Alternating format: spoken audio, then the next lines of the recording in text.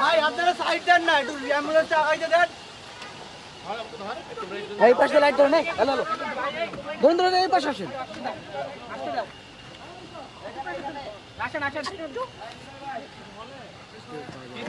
এই ভাই পা একটু একটু এখানে একজন বসেন, বসে পাটা একটু ধরতে হবে।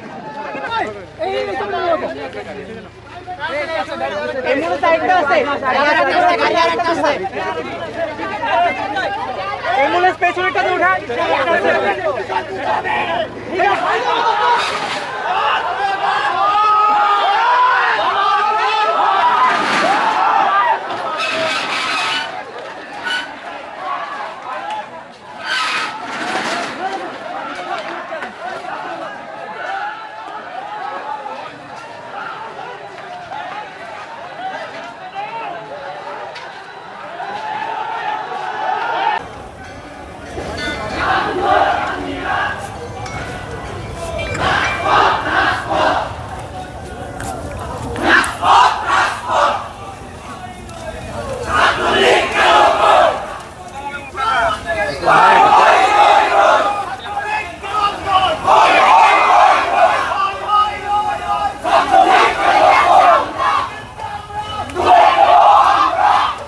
আমাদের যৌক্তিক এবং ন্যায্য আন্দোলনে তারা কেন হামলা করলো, এই সন্ত্রাসী কর্মকাণ্ডের আমরা তীব্র প্রতিবাদ জানাচ্ছি এবং এর বিচার চাই।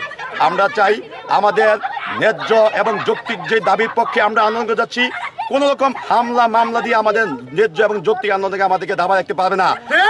কোনো এক ভাই যদি আমরা রাজপথে শহীদ হওয়ার আগে আমরা শহীদ হবো, তবু আমরা দাবি আদায় না করে রাজপথ থেকে ফিরবো না। আমরা বলতে চাই যে আমরা একটি শান্তিপূর্ণ মিছিল নিয়ে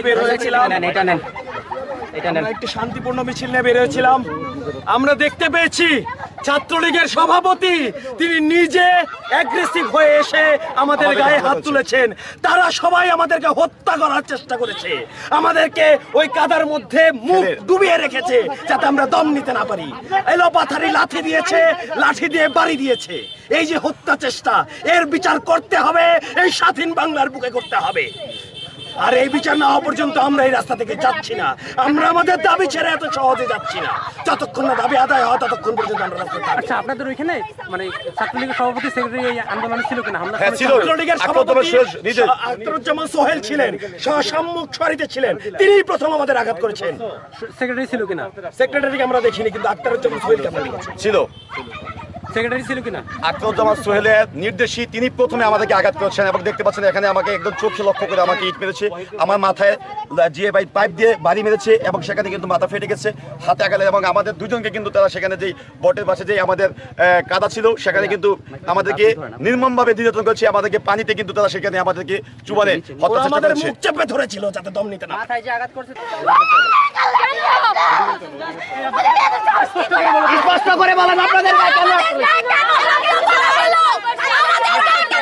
একজন বলেন, আমরা শুনতেছি।